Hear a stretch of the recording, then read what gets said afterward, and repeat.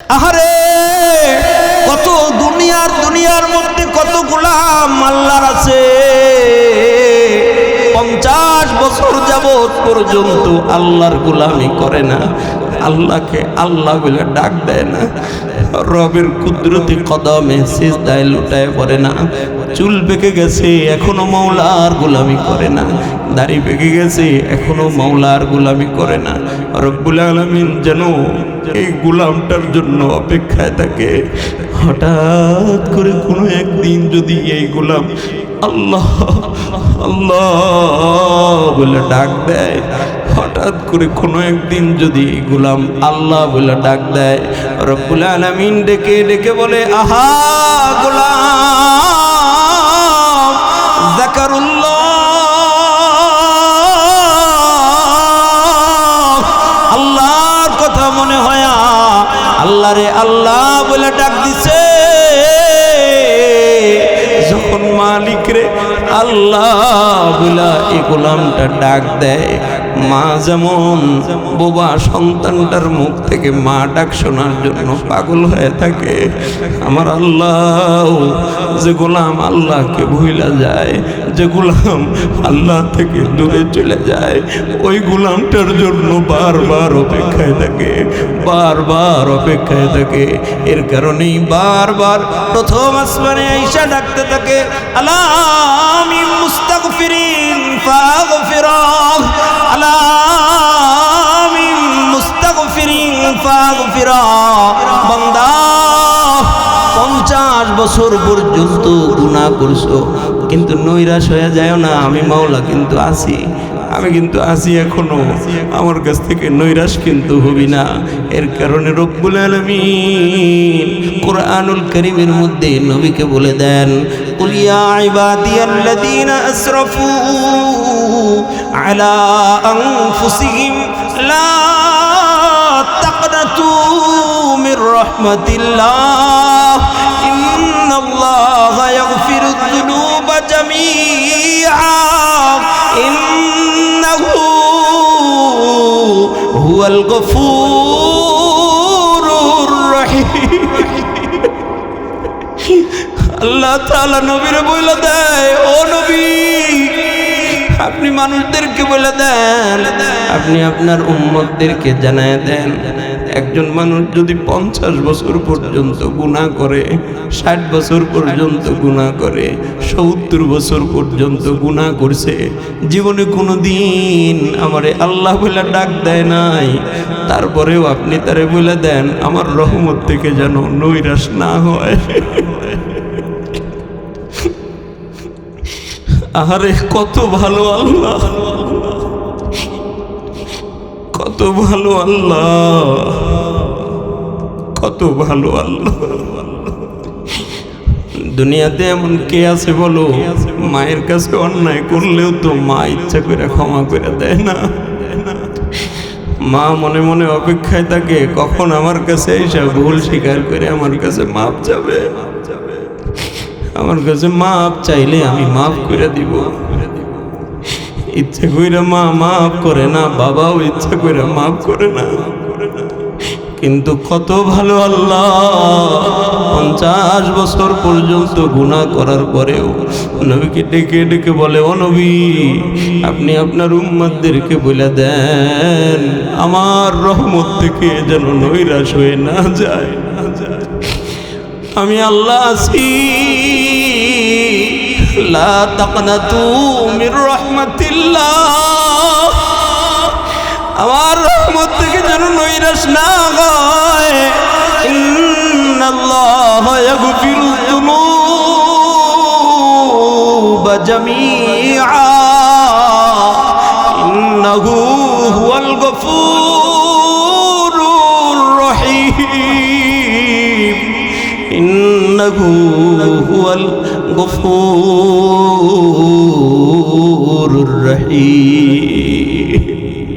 তিনি গফুর, তিনি রহিম, তিনি ক্ষমা করনেওয়ালা, তিনি বড় দয়াবান, তিনি ক্ষমা করনেওয়ালা, তিনি বড় দয়াবান। আমার রহমত থেকে কেউ যেন নৈরাশ হয়ে না যায়। হাজারো অন্যায় অপরাধ, গুনাহে কবিরা, গুনাহে সগীরা, হাজারো অন্যায় অপরাধ করার পরেও আমারে যদি আল্লাহ বলে ডাক দেয়, হঠাৎ করে মালিক রে বলে ফেলছে, আল্লাহ আপনি না আমারে মাফ করে দেন। যখন কোনো একজন বান্দা দুনিয়ার জমিন থেকে এই কথা বলে, আল্লাহ আপনি আমারে মাফ করে দেন, এ কথা বলতে দেরি হয়, রব্বুল আলামিন যেন সঙ্গে সঙ্গে তার জবাব দিয়ে দেয়, আমাই ইয়াগফিরুদ যুনুবা ইল্লাল্লাহ। গোলাম বল, আমি আল্লাহ ছাড়া কে তোরে মাফ করবে? আল্লাহু আকবার, জোরে বলেন আল্লাহু আকবার। আল্লাহ বলেন, বান্দারে আমি ছাড়া তোরে কে মাফ করবে? কি দরদ নিয়ে কয়, বান্দা আমি ছাড়া তোরে কে মাফ করবে? আমি ছাড়া তোরে কে মাফ করবে? আমি ছাড়া তোরে কে মাফ করবে? এর কারণে যে মুনাব্বিহ রাহমাতুল্লাহি আলাইহি এক ঘটনা নিয়ে আসছেন। উনি বলেন, জানো পয়গম্বর মুসা আলাইহিস সালাতু ওয়াস সালামের জামানা পাপিষ্ঠ এক যুবক, এমন কোনো গুনাহ নাই যা ওর দ্বারা হয় না, এমন কোনো পাপ নাই যা ওর দ্বারা হয় না। এলাকার মানুষগুলো তার পাপে বড় অতিষ্ঠ হয়ে গেছে, তার জুলুমের কারণে বড় অতিষ্ঠ হয়ে যায়। এলাকার মানুষগুলো তার অন্যায়ের কারণে বড় অতিষ্ঠ হয়ে গেছে। হঠাৎ করে এই পাপিষ্ঠ নওজোয়ান যুবকটা বড় অসুস্থ হয়ে যায়। এলাকার মানুষ মিলে, সবাই মিলে পরামর্শ, এর তাড়াতাড়ি আমাদের শহর থেকে বের করে দাও।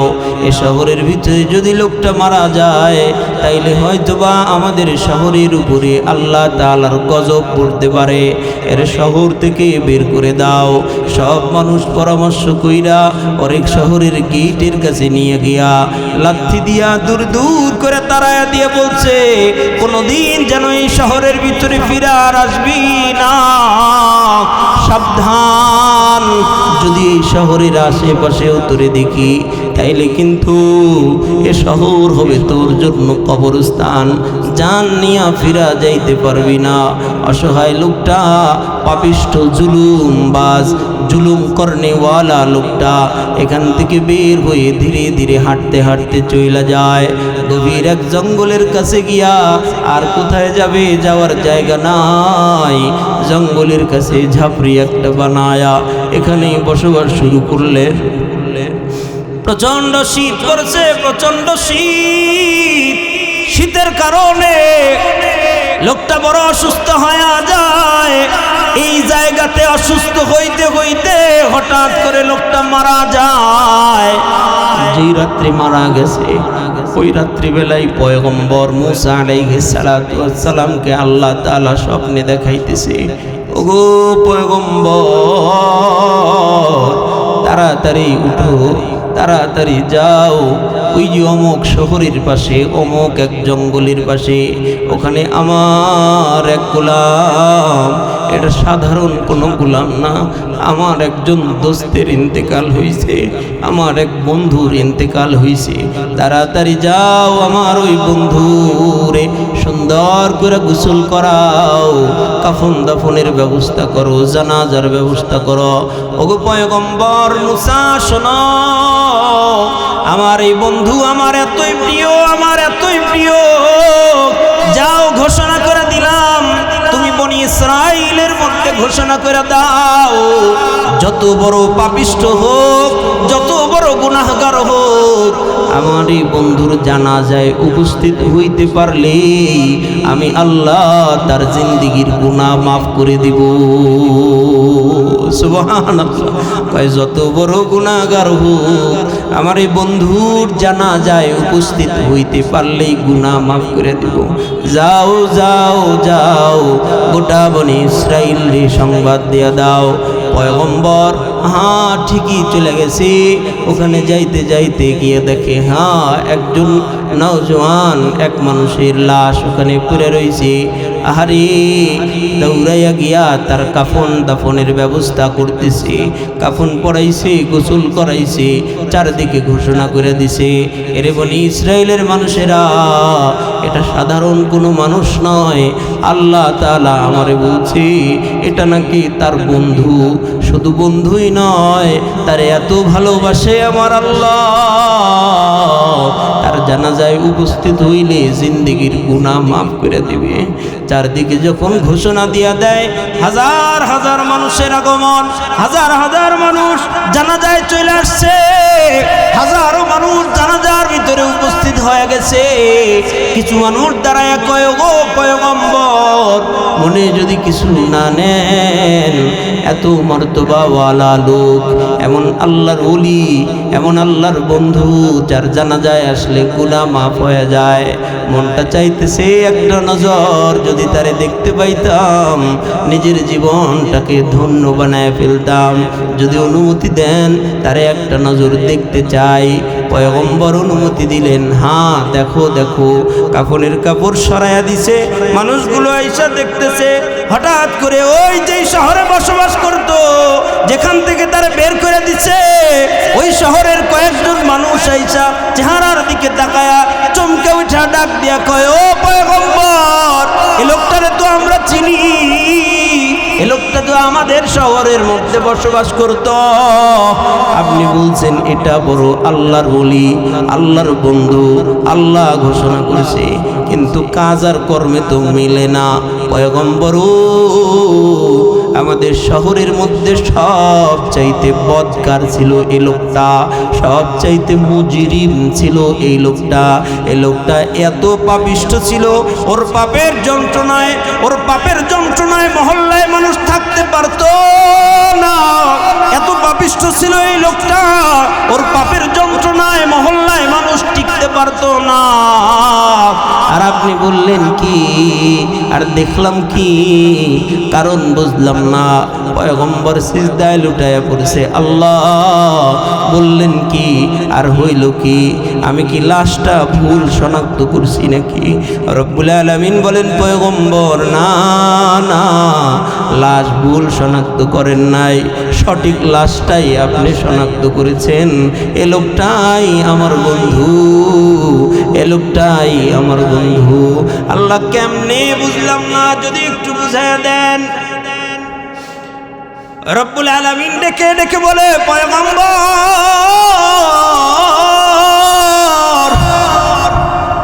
তাইলে শুনেন, এই লোকটাই আমার বন্ধু কিভাবে হইল? হঠাৎ করে যখন এই লোকটা ইন্তেকাল করবে তার আগ দিয়ে, যখন হঠাৎ করে তার শরীরের শক্তিগুলো কইমা গেছে, শরীরের শক্তি যখন ফুরায়া যায়, একবার আমি তাকায়া তার দিকে দেখতেছি, লোকটা ডান দিকে তাকায়, ডান চোখের পানি গড় গড় করে জমিনের মধ্যে পড়ে যায়, ফোটায় ফোটায় তার ডান চোখের পানি পড়তেছে। বাম দিকে একবার তাকায়, তার বাম চোখের পানি ফোটায় ফোটায় জমিনে পড়ে যায়।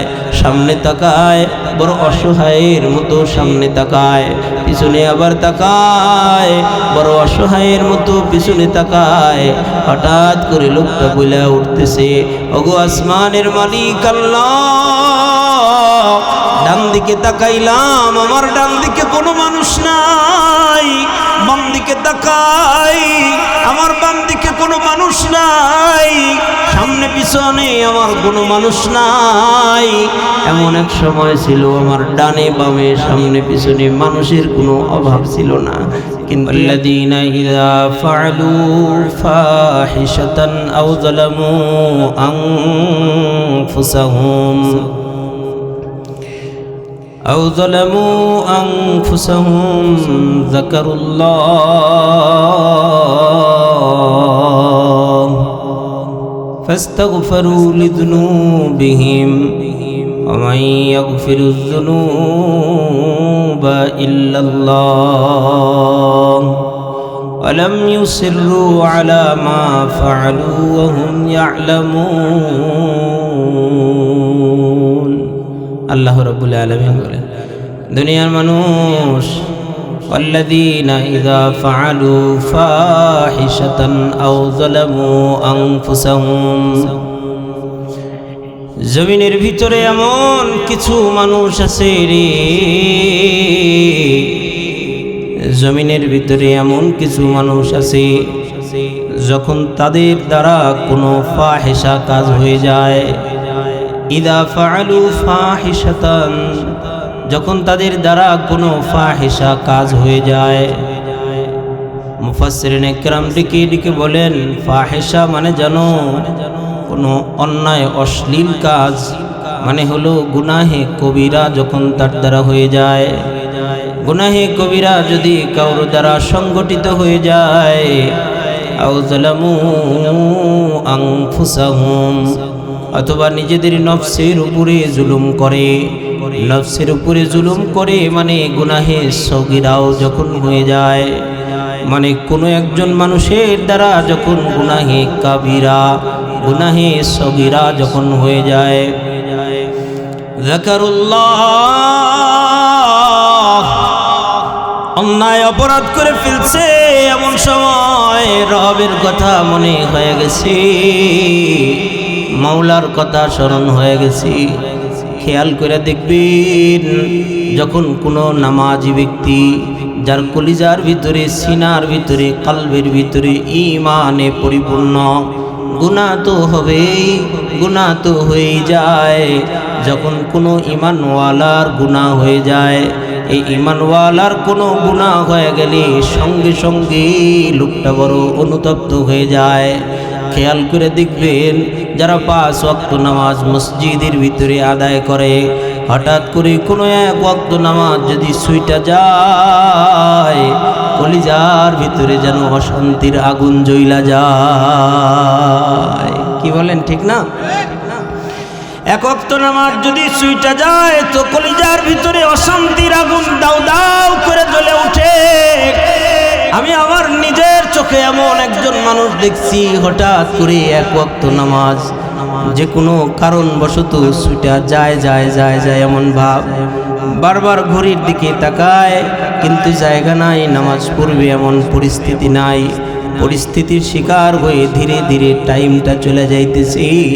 আমি নিজের চোখে দেখছি লোকটা যেন অশান্ত হয়ে গেছে, অশান্ত একটা মানুষে পরিণত হয়ে গেছে।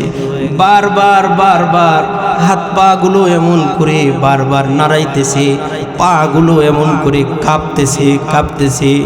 আরে আমার নামাজের সময় চলে যায়, আমার নামাজের সময় চলে যায়, আমি আমার রবের কদমে এখনো সিজদা দিতে পারলাম না। জানি না এই নামাজের পরেই বুঝি, এই সময়ের পরেই বুঝি আমার মালাকুল মউত আজরাইল যদি আমার কাছে চলে আসে, এক ওয়াক্ত নামাজ ছুইটা যাবে এমন হালত নিয়া যদি আমি মাওলার সামনে দাঁড়াই, তো আমি মাওলার কাছে কি জবাব দিব, কোন কথা বলবো? যদি আমারে জিগায় কি আব্দুর রাজ্জাক আজাদি নামাজটা যে ছুইটা গেছে এমন হালত নিয়ে আমার কাছে আইলা, কোন মুখ নিয়ে আমি মালিকের কাছে জবাব দিব? এই চিন্তায় মানুষটা যেন অশান্ত হয়ে যায়। আরে আমাদের একজন বুজুর্গ বলতেছিলেন, বেটা নেক কাজ আর গুনাহের কাজ এটা একটা লাঠির মতো, এটা একটা লাঠির মতো, মনে রাখো। বুঝছেন? নেক কাজ আর গুনাহের কাজ এটা একটা লাঠির মতো। মনে করেন এত বড় একটা লাঠি, লাঠির মাঝ বরাবর দাগ দেওয়া, এটা যদি গুনাহের কাজ হয় তাহলে আল্লাহর ওলি ডেকে ডেকে কয়, বেটা শোনো, গুনাহের কাজটা শুরু হয় বড় মধুর মতো মিষ্টি দিয়া, গুনাহের কাজ শুরু হয়। তবে এই মধুর মতো মিষ্টি দিয়া গুনাহের কাজ শুরু হইতে হইতে হইতে হইতে যখন গুনাহের শেষ পর্যন্ত চলে আসে তখন এটা বড় তিক্ত হয়ে যায়। এটা নিমের পাতার চাইতে আরো বড় তিক্ত হয়ে যায়। প্রথমে শুরু হয় গুনাহের কাজ, শুরু হয় মধুর মতো মিষ্টি দিয়া, এটা মধুর মতো মিষ্টি দিয়া শুরু হয়, এটা যখন একটু শেষের দিকে আসে তখন এটা বড় তিক্ত হয়ে যায়, তিক্ত হয়ে যায়।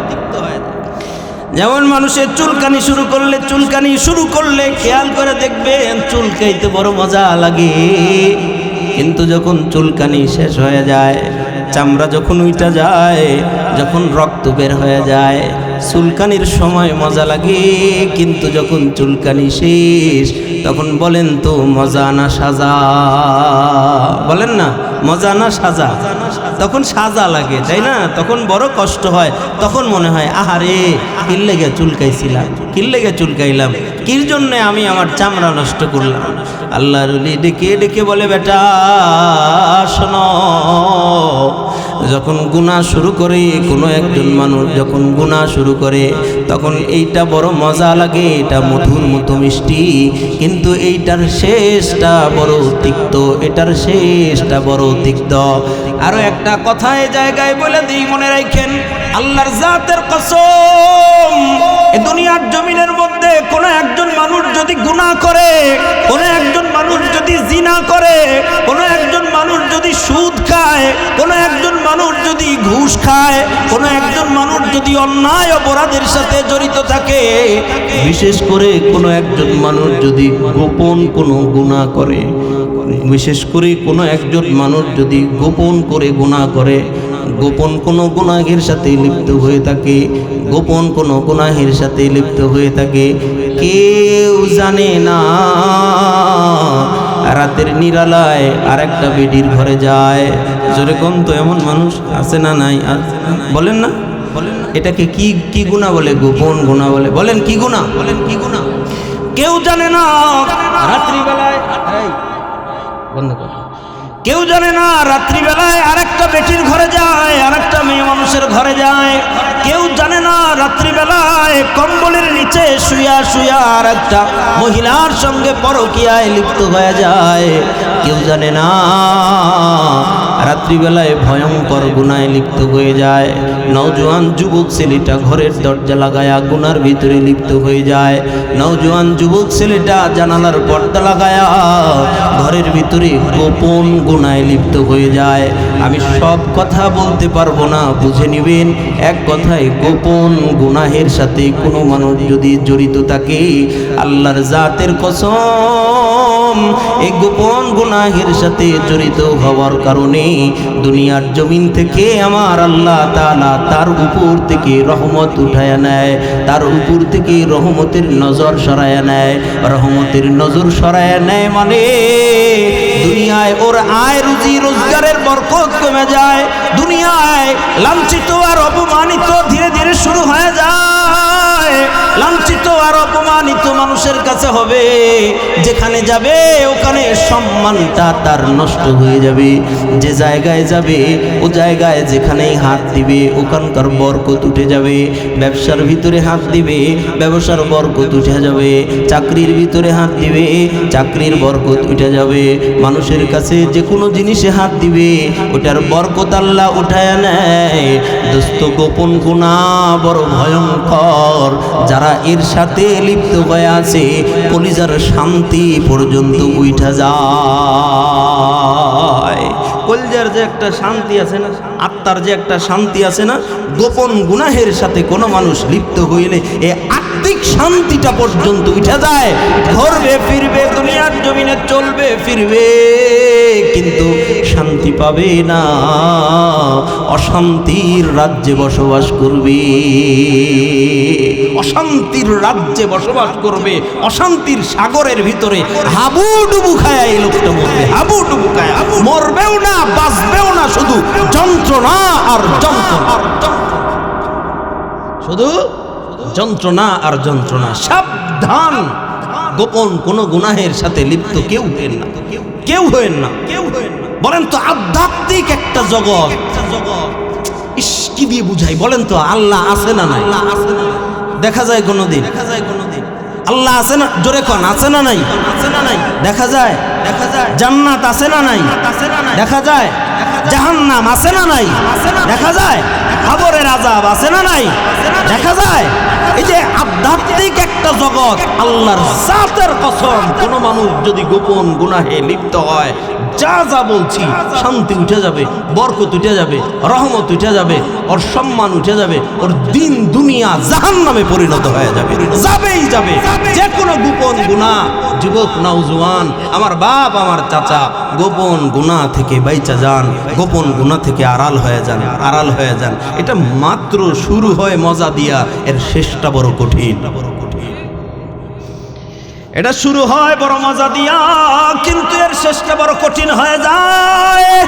সাবধান, সাবধান, সাবধান আমার পর্দার অন্তরালের মা, আমার বোন, আমার যুবতী বোন রে, সাবধান। গোপন কোনো গুনার সাথে লিপ্ত হইও না। মনে করছো যে কেউ বুঝি দেখে না, মনে করছো কেউ বুঝি দেখে না। শীতের রাত্রে কম্বলের নিচে শুয়া শুয়া অন্য বেডার লগে কথা কয়। শীতের রাতে শুয়া শুয়া মায়ের চোখ ফাঁকি দিয়া নিজের ঘরের ভিতরে অন্যায় অপরাধে লিপ্ত হয়ে যায়। বাথরুমের ভিতরে গিয়া অন্যায় অপরাধের মধ্যে লিপ্ত হয়ে যায়। বাবার চোখ ফাঁকি দিয়া অন্যায় অপরাধের মধ্যে লিপ্ত হয়ে যায়। স্কুলের কথা বইলা পার্কের ভিতরে গিয়া অন্যায় অপরাধে লিপ্ত হয়ে যায়।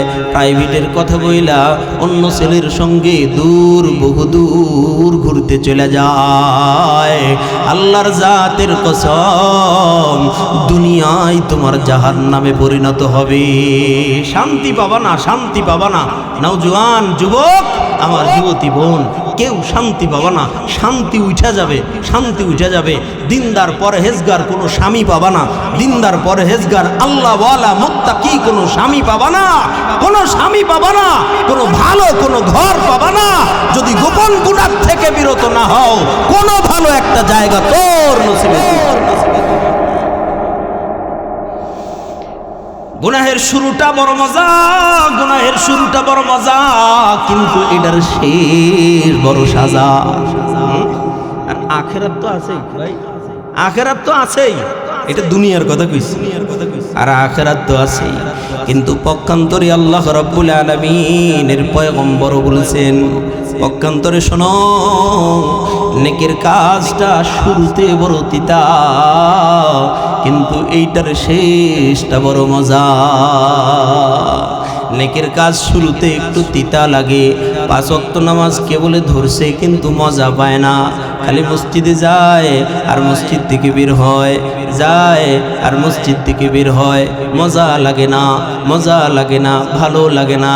আল্লাহওয়ালা কোনো বুজুর্গের কাছে গেছে, বইলা দিছে, বাবা সকালবেলা 6 তসবিহের জিকির আদায় করবা, বিকেলবেলা 6 তসবিহের জিকির আদায় করবা।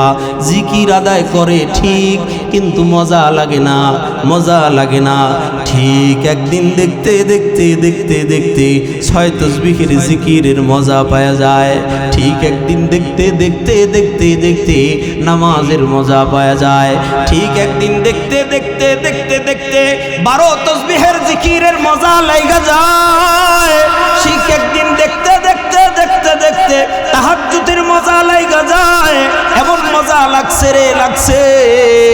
এখন আমাদের একজন আকাবির আল্লাহর ওলি ডেকে ডেকে কয়, বেটা জানো, আগে এমন লাগতো, কিন্তু এখন 3:30টা যখন বাইজা যায় রাত্র, কে যেন আমার বিছানার ভিতরে কাটা দিয়ে আমার পিঠে গুতায়। আল্লাহু আকবার জোরে। কে যেন আমার বিছানার ভিতরে, কে যেন কাটা দিয়ে আমারে গুতায়, কে যেন আমারে ডাইকা উঠায়া ধাক্কায়া উঠায়া দেয়। আল্লাহু আকবার।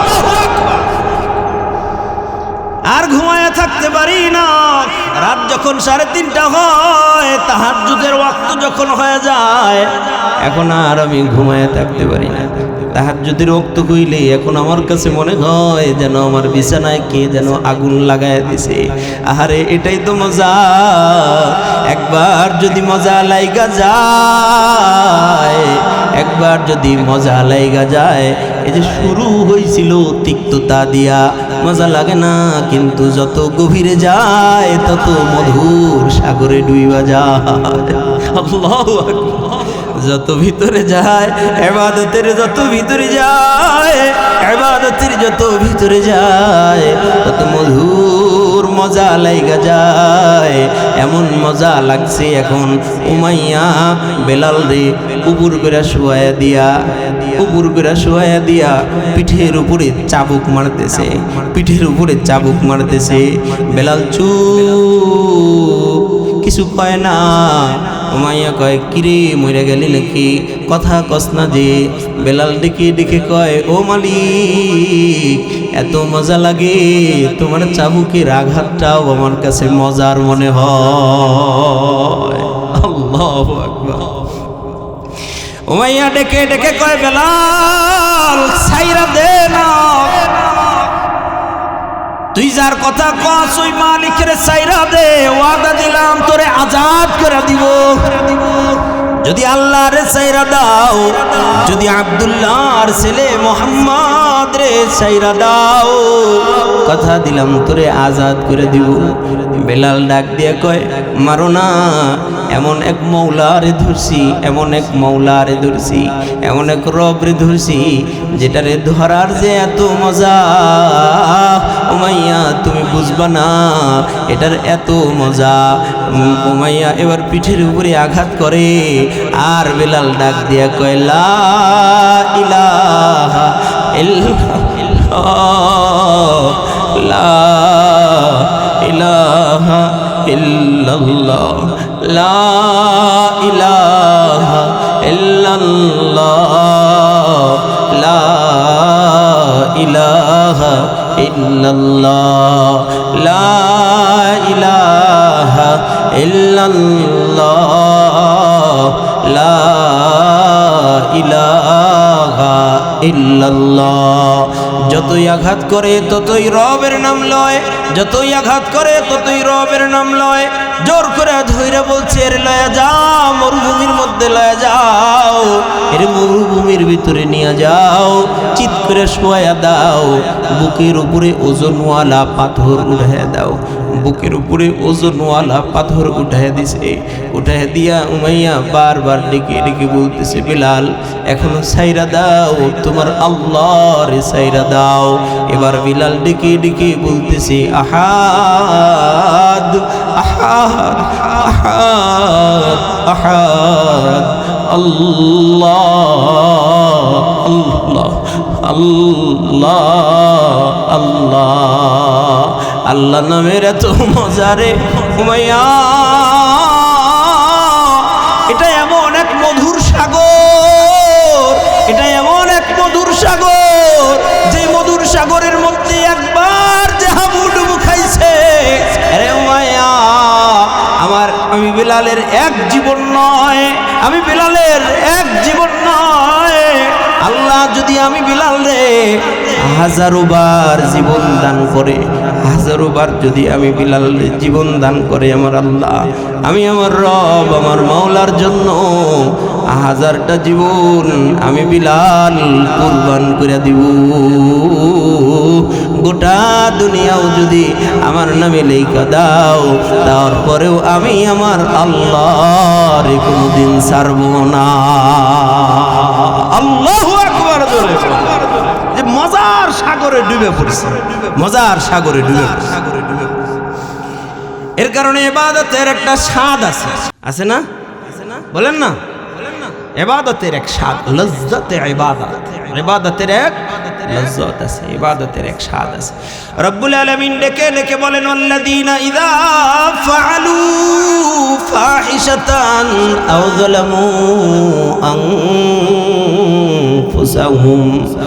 শোনো শোনো, আমার বান্দাদের ভিতরে এমন কিছু বান্দা আছে, যখন তাদের দ্বারা গুনাহে সগীরা হয়ে যায়, যখন তাদের দ্বারা গুনাহে কবিরা হয়ে যায়, গুনাহে সগীরা গুনাহে কবিরা তার দ্বারা হয়ে গেছে, এমন সময় হঠাৎ করে লোকটার মনের ভিতরে এক অনুশোচনা চলে আসছে।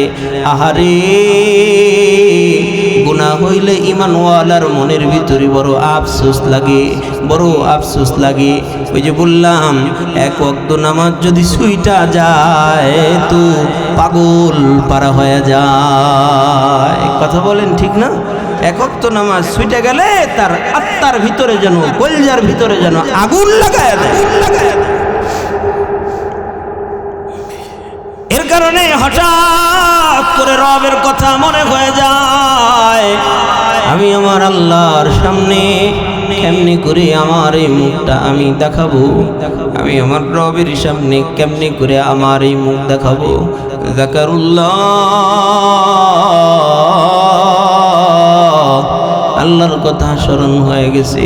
ফাস্তাগফারু লিযুনুবিহিম, যখন আল্লাহর কথা স্মরণ হয়ে যায় তখন নিজেরা নিজেদের এই অন্যায় অপরাধের জন্য রবের কাছে ইস্তিগফার করে, তখন রবের কাছে ইস্তিগফার কইরা তওবা করে আল্লাহ তাআলার দিকে ফিরে আসে। আহারে খেয়াল করে দেখেন তো আমার আর আপনার জিন্দেগির ভিতরে কত গুনাহ আছে। বাবারে, ওয়াজ বেশিক্ষণ লাগবে না, অল্প কিছুক্ষণ কথা, একটু খেয়াল করে দেখেন তো আমার আপনার জিন্দেগির মধ্যে কত গুনাহ আছে। যে কয়জন এখানে আছেন আমি কয়েকটা মিনিটের মধ্যে শেষ করে দিব। একটু মাথাটা নিচের দিকে দেন, একটু মাথাটা নিচের দিকে দেন, চোখ দুইটা বন্ধ করে ফেলান, চোখ দুইটা বন্ধ করে ফেলান, মাথাটা একটু নিচের দিকে দিয়া খেয়াল করেন তো জীবনে আমার আর আপনার জিন্দেগিতে কত গুনাহ আছে। সগীরা গুনাহ কত আছে, কবিরা গুনাহ কত আছে, জীবনে জানেনও না। নিজের অজান্তেই শিরকের মতো গুনাহ হয়ে গেছে। মাথাটা নিচের দিকে দেন, সবাই মাথা নিচের দিকে দেন, চোখ দুইটা বন্ধ করেন, একটু খেয়াল করেন নিজের অজান্তেই কত গুনাহ, শিরকের গুনাহ আপনার হয়ে গেছে। নিজের কত কর্মের দ্বারা শিরকের গুনাহ হয়েছে, নিজের না জানা সত্ত্বেও নিজের কত কথার দ্বারা শিরকের গুনাহ হয়ে যায়। নিজের অন্যায় অপরাধ কত করছেন, জিনার মতো গুনাহ আমার আপনার দ্বারা হয়ে গেছে, হাতের জিনা আমার আপনার দ্বারা হয়ে গেছে, পায়ের জিনা আমার আপনার দ্বারা হয়ে যায়, চোখের জিনা আমার আপনার দ্বারা হয়ে যায়, আহারে কর্ণকুহরের জিনা আমার আপনার দ্বারা হয়ে যায়, অন্তরের জিনা আমার আপনার দ্বারা হয়ে যায়, জবানের জিনা আমার আপনার দ্বারা হয়ে যায়। আমার আপনার দ্বারা জিন্দেগিতে কত মদ পান করা হয়েছে, জীবনে কত গাঞ্জা খেয়েছে, কত মানুষ সুদের সাথে নিজের নামটা জড়িত, কত মানুষ ঘুষের সাথে নিজের নামটা জড়িত। এত গুনাহ, এত গুনাহ, এত গুনাহ জিন্দেগিতে করছে। কত মানুষ গোপনে কত গুনাহ করছে, এত গুনাহ আমার আপনার দ্বারা হয়েছে। সন্তান যদি জানতে পারতো বাবা এত গুনাহ করছে, ছেলেটা নিজের সামনে আইসা ডাক দিয়ে বলতো, আব্বা কোনোদিন বিশ্বাসও করতে পারি নাই আপনার দ্বারা এমন গুনাহ হয়, কোনোদিন বিশ্বাসও করতে পারি নাই তোমার দ্বারা এমন গুনাহ হবে। বাবারে, তোমারে আজকে বাবা বলে ডাক দিতে আমার বড় লজ্জা লাগতেছে। মেয়েটা নিজের মুখটাকে লুকায়া অন্য রুমে চলে যাইতো, বাপ বলে ডাক দিত না। এত গুনাহ তোমার আমার দ্বারা হইছে। স্ত্রী যদি আমাদের গুনার খবর জানতো, স্ত্রী নিজে তার বাবার বাড়ি চইলা যাইতো।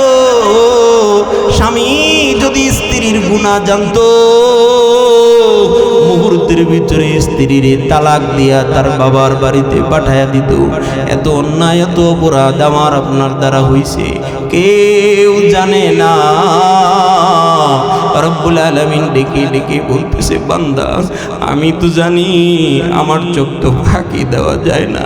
ইয়ালামু খাইনাতাল আ'য়ুনি ওয়া মা তুখফিস সুদূর।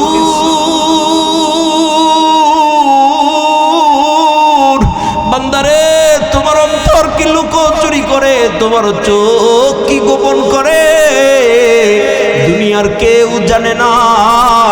আমি এমন এক রব, তোর আমার চোখ ফাঁকি দেওয়া যায় না। ঘরের দরজা লাগায়া গুনাহ করছো, মনে করছো কেউ জানে না। জানালার পর্দা লাগায়া গুনাহ করছো, মনে করছো কেউ জানে না। কম্বলের নিচে ঢুইকা গুনাহ করছো, মনে করছো কেউ জানে না। কিন্তু আমি মালিকের চোখটা কোনোদিন ফাঁকি দিতে পারো নাই, আমি মালিকের চোখ কোনোদিন ফাঁকি দিতে পারো নাই। বান্দা, আমি তো দেখি সি আমি তো জানি, জানার পরেও জানো কেন আমি তোমার গুনাহগুলো ফাঁস করে দেই নাই। আমি চাইলে মানুষের মধ্যে তোমার গুনাহ প্রকাশ করে দিতাম, তোমার গুনাহ যদি প্রকাশ করে দিতাম সমাজের মানুষ তোরে সালাম দিত না। মসজিদে গিয়া প্রথম কাতারে ইমামের পিছনে নামাজ আদায় করো, তোরে মসজিদে ইমামের পিছনে প্রথম কাতারে নামাজ আদায় করতে দিত না। কিন্তু আমি আল্লাহ আমার সাত্তার নামের চাদর দিয়া তোর জিন্দেগির গুনাহগুলোরে ঢাইকা রাখছি।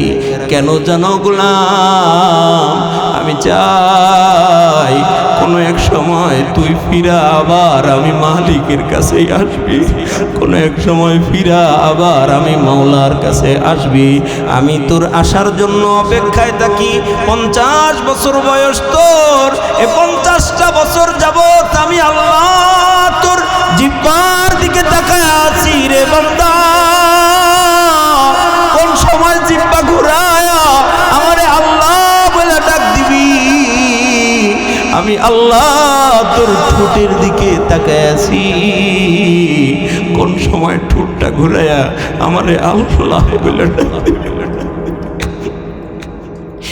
কোন সময় ঠোঁটটা ঘুরায়া আমারে আল্লাহ বলে ডাক দিবি? আর আমি আল্লাহ তোর জিন্দগির সব গুনাহ মাফ করে দিব।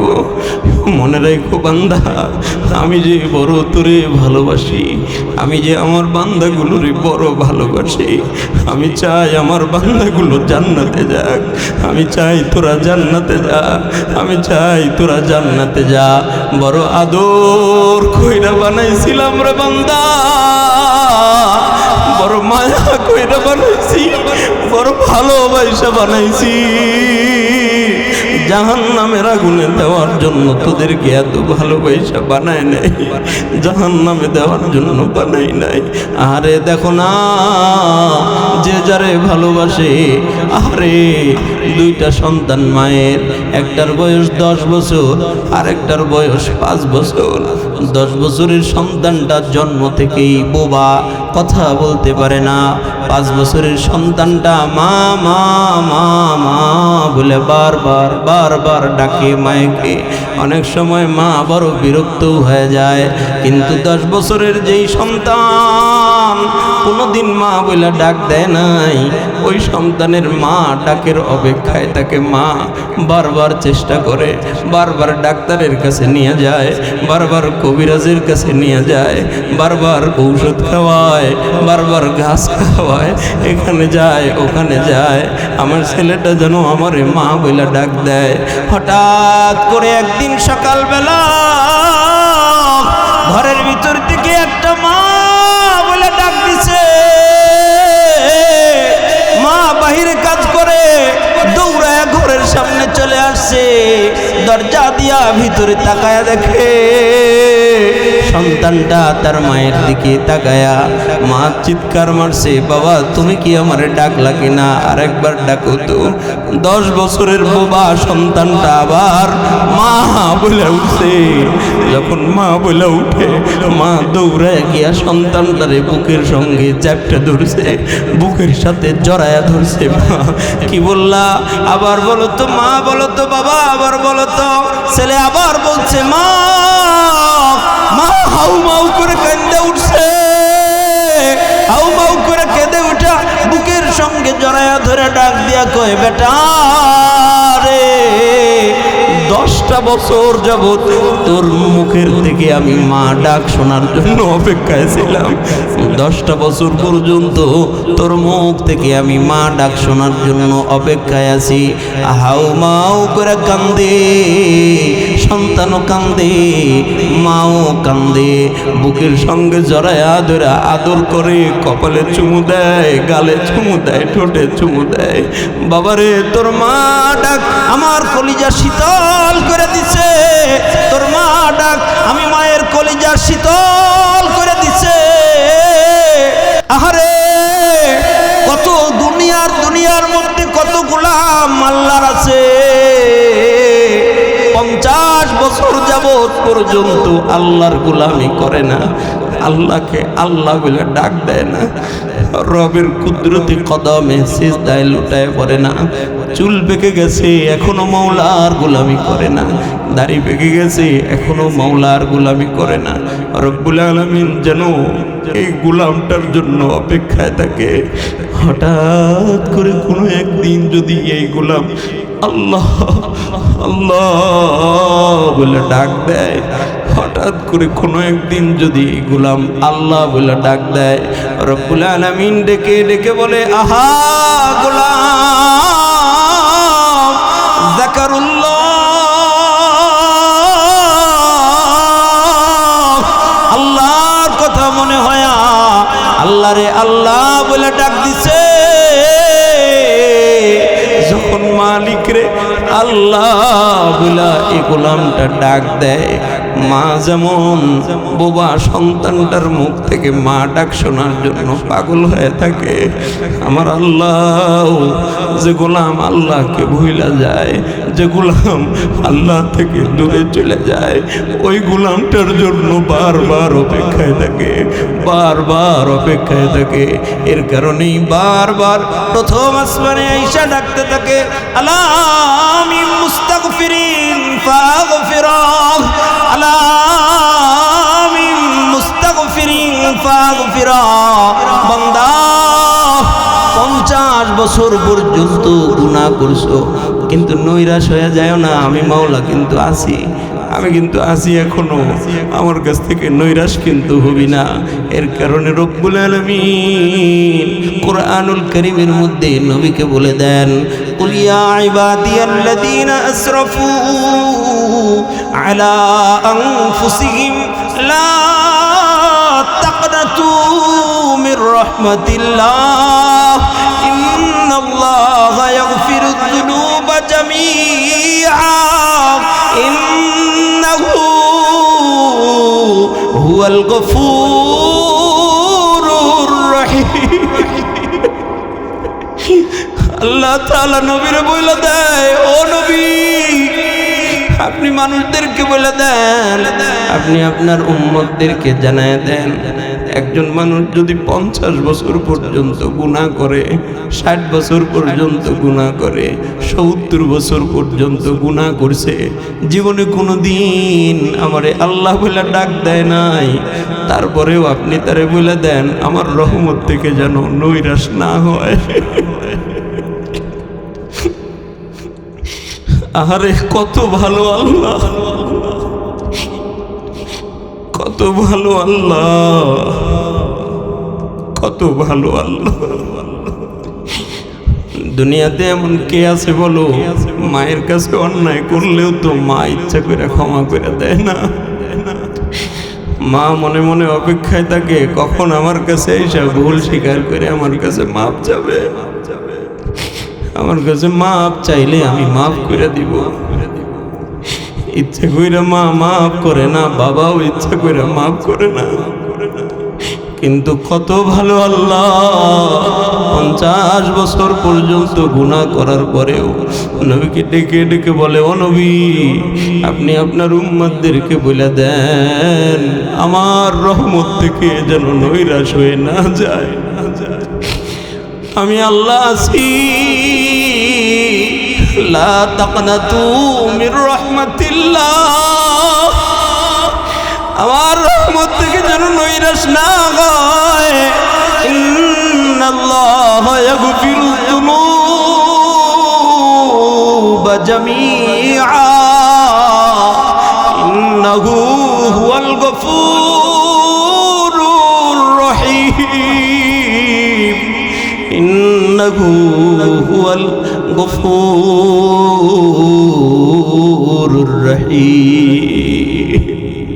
তিনি গফুর, তিনি রহিম, তিনি ক্ষমা করনেওয়ালা, তিনি বড় দয়াবান, তিনি ক্ষমা করনেওয়ালা, তিনি বড় দয়াবান। আমার রহমত থেকে কেউ যেন নৈরাশ হয়ে না যায়। হাজারো অন্যায় অপরাধ, গুনাহে কবিরা, গুনাহে সগীরা, হাজারো অন্যায় অপরাধ করার পরেও আমারে যদি আল্লাহ বলে ডাক দেয়, হঠাৎ করে মালিক রে বলে ফেলছে, আল্লাহ আপনি না আমারে মাফ করে দেন। যখন কোনো একজন বান্দা দুনিয়ার জমিন থেকে এই কথা বলে, আল্লাহ আপনি আমারে মাফ করে দেন, এ কথা বলতে দেরি হয়, রব্বুল আলামিন যেন সঙ্গে সঙ্গে তার জবাব দিয়ে দেয়, আমাই ইয়াগফিরুদ যুনুবা ইল্লাল্লাহ। গোলাম বল, আমি আল্লাহ ছাড়া কে তোরে মাফ করবে? আল্লাহু আকবার, জোরে বলেন আল্লাহ, আল্লাহু আকবার। আল্লাহ বলেন, বান্দারে আমি ছাড়া তোরে কে মাফ করবে? কি দরদ নিয়ে কয়, বান্দা আমি ছাড়া তোরে কে মাফ করবে? আমি ছাড়া তোরে কে মাফ করবে? আমি ছাড়া তোরে কে মাফ করবে? এর কারণে যে মুনাব্বিহ রহমাতুল্লাহি আলাইহি এক ঘটনা নিয়ে আসছেন। উনি বলেন, জানো পয়গম্বর মুসা আলাইহিস সালাতু ওয়াস সালামের জামানা পাপিষ্ঠ এক যুবক, এমন কোনো গুনাহ নাই যা ওর দ্বারা হয় না, এমন কোনো পাপ নাই যা ওর দ্বারা হয় না। এলাকার মানুষগুলো তার পাপে বড় অতিষ্ঠ হয়ে গেছে, তার জুলুমের কারণে বড় অতিষ্ঠ হয়ে যায়। এলাকার মানুষগুলো তার অন্যায়ের কারণে বড় অতিষ্ঠ হয়ে গেছে। হঠাৎ করে এই পাপিষ্ঠ নওজোয়ান যুবকটা বড় অসুস্থ হয়ে যায়। এলাকার মানুষ মিলে, সবাই মিলে পরামর্শ, এর তাড়াতাড়ি আমাদের শহর থেকে বের করে দাও। এ শহরের ভিতরে যদি লোকটা মারা যায়, তাইলে হয়তোবা আমাদের শহরের উপরে আল্লাহ তাআলার গজব পড়তে পারে, এর শহর থেকে বের করে দাও। সব মানুষ পরামর্শ কইরা অনেক শহরের গেটের কাছে নিয়ে গিয়া লাথি দিয়া দূর দূর করে তাড়ায়া দিয়ে বলছে, কোনোদিন যেন এই শহরের ভিতরে ফিরে আর আসবি না, সাবধান। যদি এই শহরের আশেপাশেও তোরে দেখি, তাইলে কিন্তু এ শহর হবে তোর জন্য কবরস্থান, জান নিয়া ফিরা যাইতে পারবি না। অসহায় লোকটা, পাপিষ্ঠ জুলুমবাজ, জুলুম করনেওয়ালা লোকটা এখান থেকে বের হয়ে ধীরে ধীরে হাঁটতে হাঁটতে চলে যায় গভীর এক জঙ্গলের কাছে গিয়া। আর কোথায় যাবে, যাওয়ার জায়গা নাই, জঙ্গলের কাছে ঝাপড়ি একটা বানায়া এখানে বসবাস শুরু করলেন। প্রচন্ড শীত করছে, প্রচন্ড শীতের কারণে লোকটা বড় অসুস্থ হয়ে যায়। এই জায়গাতে অসুস্থ হইতে হইতে হঠাৎ করে লোকটা মারা যায়। যেই রাত্রে মারা গেছে, ওই রাত্রিবেলায় পয়গম্বর মুসা আলাইহিস সালাতু ওয়াস সালামকে আল্লাহ তাআলা স্বপ্নে দেখাইতেছে, ওগো পয়গম্বর, তাড়াতাড়ি উঠো, তাড়াতাড়ি যাও, ওই যে অমুক শহরের পাশে, অমুক এক জঙ্গলের পাশে, ওখানে আমার এক গোলাম, এটা সাধারণ কোনো গোলাম না, আমার একজন দোস্তের ইন্তেকাল হয়েছে, আমার এক বন্ধুর ইন্তেকাল হয়েছে। তাড়াতাড়ি যাও, আমার ওই বন্ধুরে সুন্দর করে গোসল করাও, কাফন দাফনের ব্যবস্থা করো, জানাজার ব্যবস্থা করো। ওগো পয়গম্বর মুসা, শোনো, আমার এই বন্ধু আমার এতই প্রিয়, আমার এতই প্রিয়, যাও ঘোষণা করে দিলাম, তুমি বনি ইসরাইলের মধ্যে ঘোষণা করে দাও, যত বড় পাপিষ্ঠ হোক, যত বড় গুনাহগার হোক, আমার এই বন্ধুর জানাজায় উপস্থিত হইতে পারলে আমি আল্লাহ তার জিন্দেগীর গুনাহ মাফ করে দিব। সুবহানাল্লাহ। কয় যত বড় গুনাহগার হোক, আমার এই বন্ধুর জানাজায় উপস্থিত হইতে পারলেই গুনাহ মাফ করে দিব। যাও যাও যাও, গোটা বনি ইসরাইলরে সংবাদ দিয়া দাও। পয়গম্বর হ্যাঁ ঠিকই চলে গেছে। ওখানে যাইতে যাইতে গিয়ে দেখে হ্যাঁ একজন নওজোয়ান এক মানুষের লাশ ওখানে পড়ে রয়েছে।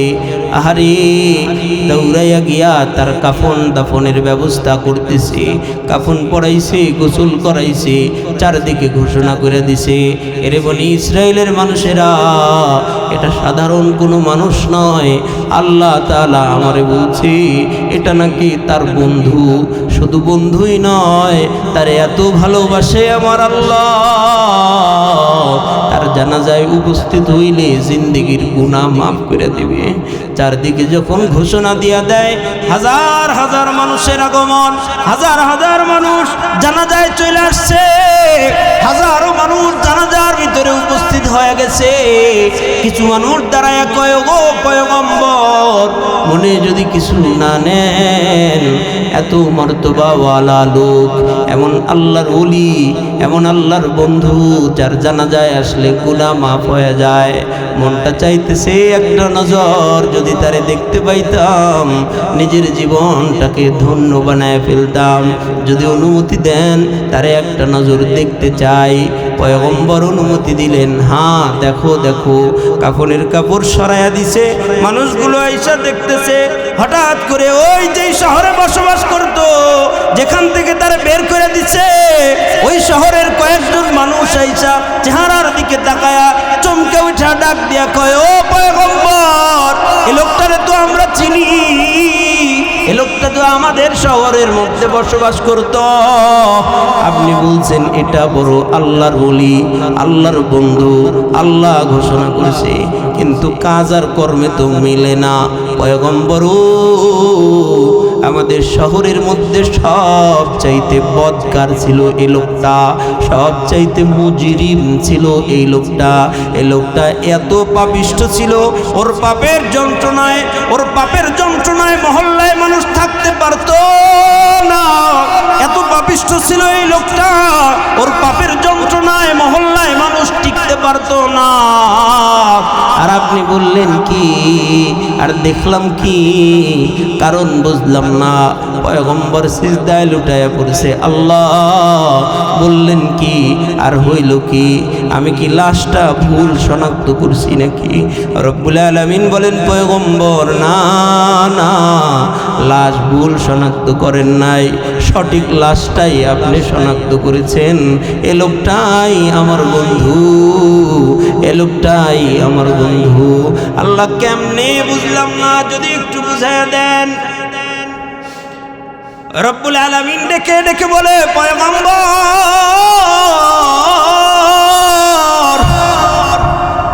তাইলে শুনেন, এই লোকটাই আমার বন্ধু কিভাবে হইল? হঠাৎ করে যখন এই লোকটা ইন্তেকাল করবে তার আগ দিয়ে, যখন হঠাৎ করে তার শরীরের শক্তিগুলো কইমা গেছে, শরীরের শক্তি যখন ফুরায়া যায়, একবার আমি তাকায়া তার দিকে দেখতেছি, লোকটা ডান দিকে তাকায়, ডান চোখের পানি গর গর করে জমিনের মধ্যে পড়ে যায়, ফোটায় ফোটায় তার ডান চোখের পানি পড়তেছে। বাম দিকে একবার তাকায়, তার বাম চোখের পানি ফোটায় ফোটায় জমিনে পড়ে যায়। সামনে তাকায়, বড় অসহায়ের মতো সামনে তাকায়, পিছনে আবার তাকায়, বড় অসহায়ের মতো পিছনে তাকায়। হঠাৎ করে লোকটা বইলা উঠতেছে, ওগো আসমানের মালিক আল্লাহ, ডান দিকে তাকাইলাম, আমার ডান দিকে কোনো মানুষ নাই, বাম দিকে তাকাই, আমার বাম দিকে কোনো মানুষ নাই, সামনে পিছনে আমার কোনো মানুষ নাই। এমন এক সময় ছিল আমার ডানে বামে সামনে পিছনে মানুষের কোনো অভাব ছিল না, কিন্তু এখন আমার ক্ষমতা নাই, আমার কোনো কিছু নাই, এখন আমার কাছে কোনো মানুষও নাই, এখন আমি বড় অসহায় হয়ে গেছি। মওলা রে, বুঝতে পারলাম এ দুনিয়া কিচ্ছু না, এ দুনিয়া কিচ্ছু না, এ দুনিয়াতে আপন বলতে কেউ হয় না, এ দুনিয়াতে আপন বলতে কেউ হয় না। মওলা, বুঝতে পারছি এ দুনিয়াতে তুমি আপন। আল্লাহ, বুঝতে পারছি এ দুনিয়াতেও তুমি আপন, আখিরাতেও তুমি আপন। কিন্তু রব্বুল আলামিন, এখন আমি যে তোমার কাছে মাপ চাবো, এই মাপ চাওয়ার মতো মুখ আমার নাই, জীবনে কোনো অনেক কাজ করি নাই, জীবনে ভালো কাজ করি নাই, যার বদৌলতে তোমার কাছে আমি মাপ চাবো মাওলা। তোমার কাছে মাপ চাওয়ার মতো আমার কোনো মুখ নাই, কিন্তু মালিক এতটুকু তোমার কাছে আমি বলতে পারি মাওলা, এই পৃথিবীর মধ্যে হাজার হাজার মানুষ আছে, এই পৃথিবীর মধ্যে হাজার হাজার তোমার গোলাম আছে, এই পৃথিবীর মধ্যে হাজার লক্ষ লক্ষ তোমার গোলাম আছে, এই পৃথিবীর জমিনে কোটি কোটি তোমার গোলাম হয়। আল্লাহ, এ হাজারো লক্ষ কোটি গোলামের মধ্যে আমিও তো একজন তোমার গোলাম, যদিও আমি পাপিষ্ঠ, কিন্তু তোমারই তো বান্দা। রব্বুল আলামিন, এ দুনিয়ার জমিনের মধ্যে তোমারে আল্লাহ বলে ডাক দেওয়ার বহু মানুষ আছে। আল্লাহ, তোমার বহু প্রিয় বান্দা এ দুনিয়ার জমিনের মধ্যে আছে। মাওলা রে, সবাই তো আছে, কিন্তু মাওলা আমার তো তুমি ছাড়া কেউ নাই। এখন আমি কই যাব, কার কাছে যাব? এখন আমার যাওয়ার মতো কোনো জায়গা নাই। তবে তারপরেও তোমার কাছে বলি, আল্লাহ আমারে মাফ কইরা দিলে যদি তোমার রাজত্বের কোনো কিছু কমতি হয়ে যায়, তাহলে আমি মাফ চাই না, আমার জাহান্নামে দাও। আমার কোনো দুঃখ নাই, আমার কোনো কষ্ট নাই, কিন্তু যদি তোমার রাজত্বের কোনো কমতি না হয়, আমারে মাফ করে দিলে যদি তোমার রাজত্বের কোনো কিছু কমতি না হয়, আল্লাহ তাইলে তোমার কুদরতি কদম ধরে বলি, আমারে মাফ করে দাও। আমারে মাফ করে দিলে যদি তোমার রাজত্বের কোনো কিছু কমতি না হয়, তাইলে আমারে মাফ করে দাও। আর যদি রাজত্বের কোনো কমতি হয়ে যায়, তাহলে আমি তোমার কাছে মাফ চাই না মাওলা। কিন্তু আমি এটাও জানি, আমারে মাফ করলে তোমার রাজত্বের কিছুই কমবে না। আমারে যদি ক্ষমা কইরাও দাও, তাহলে তোমার রাজত্বের কিছুই কমতি হবে না। ও মাওলা, মাফ করে দাও না, তোমার এই মুজরিম অসহায় গোলামটারে তুমি মাফ করে দাও। রব্বুল আলামিন ডেকে ডেকে বলে, পয়গম্বর, আমার বান্দাটা আমার কাছে এমন ভাবে চাইছে, আমার বান্দাটা আমার এমন ভাবে ডাক দিছে, ওর ডাকটা আমার কাছে এত পছন্দ হয় রে, ওর ডাকটা আমার কাছে এত পছন্দ হইছে, এত পছন্দ হয়। ও যে সময় ডাকছে, ও শুধু নিজের জন্য ক্ষমা চায়। এই মুহূর্তে যদি ওই লোকটা বলতো, আল্লাহ গোটা দুনিয়ায় এ মুহূর্তে যত পাপিষ্ঠ মানুষ আছে, সব মানুষকে তুমি মাফ করে দাও, আমার জাতের কসম, আমার ইজ্জতের কসম, ও আমার কুদরতি দিলটারে এমন ভাবে খুশি করে ফেলাইছে, ও যদি বলতো গোটা দুনিয়ার এই মুহূর্তে যত পাপিষ্ঠ আছে তাদেরকে মাফ করে দাও, আমি আল্লাহ গোটা দুনিয়ার সব পাপীরে ওর কথায় মাফ করে দিতাম। আল্লাহু আকবার, জোরে আকবার। কোন একজন পাপিষ্ঠ গোলাম যদি রবের কাছে ফিরে আসে, আলামিন সব চাইতে বড় খুশি হয়ে যায়, আল্লাহ সব চাইতে বড় খুশি হয়ে যায়, আল্লাহ সব চাইতে বড় খুশি হয়ে যায়। এর কারণে রব্বুল আলামিন ডেকে ডেকে বলেন, আমাই ইয়াগফিরুয যুনুবা ইল্লাল্লাহ, বলো আমি আল্লাহ ছাড়া কে তোরে মাফ করবে? কোনো মানুষ যদি নিজে তওবা করে, ইস্তিগফার করে, যদি আল্লাহ তাআলার দিকে ফিরে আসে, রব্বুল আলামিনের ওয়াদা, গোলাম তুমি শুধু জমিনের মধ্যে বৈশা ইস্তিগফার করবা, তুমি শুধু জমিনের মধ্যে বৈশা তওবা করবা, আর আমি আল্লাহ তোমার নাম আসমানে মুত্তাকিদের খাতায় উঠায়া দিব। সুবহানাল্লাহ। তুমি জমিনে বৈশা তওবা করবা, তুমি জমিনে বৈশা ইস্তিগফার করবা, তুমি ফিরে আসবা তোমার রবের কাছে। আর আমি আল্লাহ ওয়াদা দিলাম আসমানে বৈশা গোলাম তোমার নামটা মুত্তাকিদের খাতায় উঠায়া দিব। সুবহানাল্লাহ, জোরে বলেন সুবহান। মুত্তাকিদের অনেক বৈশিষ্ট্য আছে, অনেক গুণাবলী আছে, এর মধ্যে সবচাইতে সহজ গুণ হলো এটা রবের কাছে বলা, আল্লাহ আমি না ভুল করে ফেলছি, আপনি আমারে মাফ করে দেন। আল্লাহ আপনার কাছে ওয়াদা করলাম আর জীবনে গুনাহ করব না। আল্লাহ নামাজ পড়তাম না আগে, আপনার কাছে ওয়াদা করলাম আর নামাজ ছাড়ব না। মালিক রে আপনি আমারে মাফ করে দেন। রব্বুল আলামিন বলেন, কোনো বান্দা যদি আমার কাছে এমন করে চায়, এই বান্দা আমার কাছে এত প্রিয় হয়ে যায়, এত প্রিয় হয়ে যায়, এত প্রিয় হয়ে যায় যে আমি ওর নামটা মুত্তাকিদের খাতায় উঠে। বলেন তো বাপ, ফিরে আসাটা এটা খুব কঠিন। ইস্তেগফার করা, আল্লাহ আর গুনাহ করব না, এটা বলা খুব কঠিন। ফিরে আসতে পারবো না ইনশাআল্লাহ। আল্লাহ তাআলা আমাদেরকে তৌফিক দান করেন, সবাই বলেন আমিন।